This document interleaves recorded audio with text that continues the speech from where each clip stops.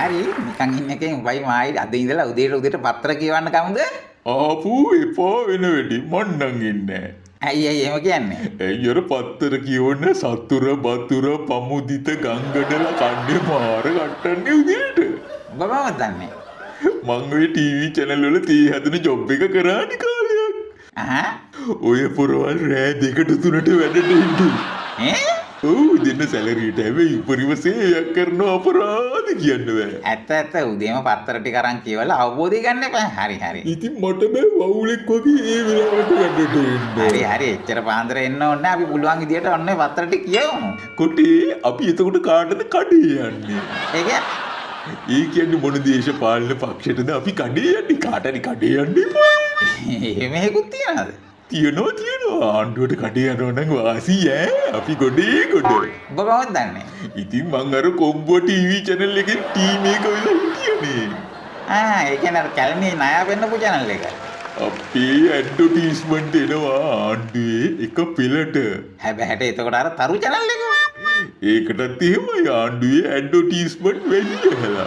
ඉතින් කාර්ය මට ප්‍රශ්නයක් මතුවෙනවා. මොකද්ද ප්‍රශ්නේ? ඔය channel දෙක ආණ්ඩුවට කඩ යනවා කිව්වට උන් හැම වෙලේම ආණ්ඩුවට ගහනවානේ දුන් ඉසිවෙන්නේ නැහැ. එහෙම නොකළොත් මොකද වෙන්නේ? මොකද්ද වෙන්නේ? ආණ්ඩුවට ගැව්වේ නැත්නම් ජනතාව උන්ගේ channel බලන්නේ. එතකොට උන් මොකද කරන්නේ? උන් කරන්නේ අපි හරි ජනතාවාදී කියලා පෙන්නන්න ආණ්ඩුවට නෙලනවා පොරි හැලෙන්න. ඒ කියන්නේ කට බෙරි කරලා මූණ බෙරි කරලා ආණ්ඩුවට බයින්නවා. ඊ අතර හීන් එක කතාරිනවා ආණ්ඩුවට වාසි වෙන්න. ඒ කියන්නේ ඇත්ත 1000ක් කියලා එක බොරුවක් කියනවා. ජනතාව හිතනවා ඒ බොරුවත් ඇත්ත කියලා. හරි. ඒ වගේම තීරණාත්මක අවස්ථාවකදී ඒ කියන්නේ ඡන්දයක් එන වෙලාවට නාගයෙක් වතු කරලා ආණ්ඩුව කොට දානවා. උඹ කියන්නේ අපි ආණ්ඩුවට කඩයන් කියලාද? ඒ සදාවයියෙක් වශයෙන් වණ්ඩන් ආසයි ආණ්ඩුවට කඩේ යන්න. ඉතින් අපි නා වාසිතක ආණ්ඩුවට කඩයන් කාරි. හොඳයි ජනතාවට දෙයියන්ගේ පිටයි වැඩේ පටන් ගමුද? පටන් ගමු.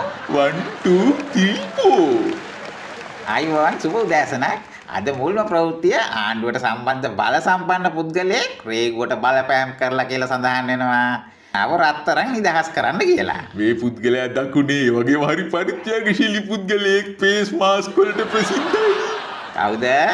පොඩි දරුවෝ යාට කියන්නේ ආදරේට හදමාම ටින් ටින් කියලා. හැබැයි රේගුවෙන් කියනවා මෙයා එහෙම බලපෑම් කරේ නැහැලු. මෙයා කරේ ආයාචනයක්. ඒ කියන්නේ සුළු දඩයක් ගහලා ඒ රත්තරන් ටික නිදහස් කරලා දෙන්නකෝ කියලා එයා රේගුවට ආයාචනා කරලා තියෙනවා. ඉතින් මින් මතුවට කාට හරි මේ වගේ රේගුවෙන් බඩු පන්නද්දි මාට්ටු වෙනකොට වහාම මේ පුද්ගලයා කන්ටැක්ට් කරන මෙන් අපේ ආදරණීය ජනතාවගෙන් අපි ඉල්ලා සිටිනවා. ඇත්තටම කොච්චර ලොකු දෙයක්ද නේ? මේ වගේ පුද්ගලෙක් මේ වගේ තැනක ඉන්න එක. ඉතින් රටේ ජනතාවට පුදුම සහනයක් විශේෂයෙන් රට රත්තරන් මෙහාට ගේන අයට සුබ ආරංචියක්. මේ කාර්යයේ නිවුස් එක හොඳයි නේද? අපි ආණ්ඩුවට හොඳ නේද කිව්වේ? අනිවා දැන් ඔන්න ඇඩ්වර්ටයිස්මන්ට් එනවා එක පෙළට. අපි ඔකද්ද ඊළඟට ගන්න යන පුවත? හොඳයි. අපි දැන් ඊළඟ පුවතකට යමු වෙනවා. හිටපු පොලිස් ලොක්කට තවත් මාස 3ක සේවා දිගුවක් ලබා දීමට රටේ නායකත්වය තීරණය කළා තියෙනවා. දැන් ඔය කල්නුත් මාස 3ක සේවා දිගුවක් ලැබුණ නේද යාට? ඔව් ඒ වගේ මේ මාස 3 ඉවරනාම දිගින් දිගටම සේවා දිගුව එයාට එන්න ඉඩ තියෙනවා. ඇයි ඇත්තට මෙහෙම වෙන්නේ? මෙහෙම වෙන්නේ සුදුසු වැඩි වුණා. ඒ මොනම කාටද තනතුරු දෙන්න කියලා තීරණය කරන්න අමාරුයි. මොනවද ඔය කට්ටියට තියෙන මහලුකු සුදුසුකම්? එක්කෙනෙක් ගෝටාගෝ ගමට නෙලන්න ඇවිල්ලා සුදුසුකම් ගත්ත එක්කෙනෙක්. අනිත් එක්කෙනා පාස්ක ප්‍රහාරය දැන බකන් එලාගෙන ඉඳලා සුදුසුකම් ගත්ත එක්කෙනෙක්. හරි ඉතින් ඔහොම හැමදාම යන්න බෑනේ. ඉතින් ඊළඟ එක්කෙනා තෝරන්නම වෙනවනේ කවදා හරි. අනේ වන්දනය කාරි ක්‍රමයක් තියෙනවා ඕන යෝජනා කරන්න බලන්න ඊළඟ ලොක්ක තෝරන හැටි. ටොස් එකක් දාන්න නෝනද පොල්ලද කියලා. මොකද කෝක වෙන්නත් ජනතාවට දෙයියන්ගේ පිටයි.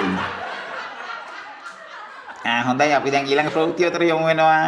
රට හොරා කාපු හැටි සොයන කොමිසමෙන් විපක්ෂය ඉවත්ති. මොකක්ද දන්නේ නැහනේ. ඇත්තටම කොටේ ආණ්ඩුව හොඳ වැඩක් කරන්න යනකොට මේ විපක්ෂි කවදාවත් සහාය දෙන්නේ නැහැ නේ අපේ රටේ. මොකක්ද ආණ්ඩුව කරන්න ගිය හොඳ වැඩේ?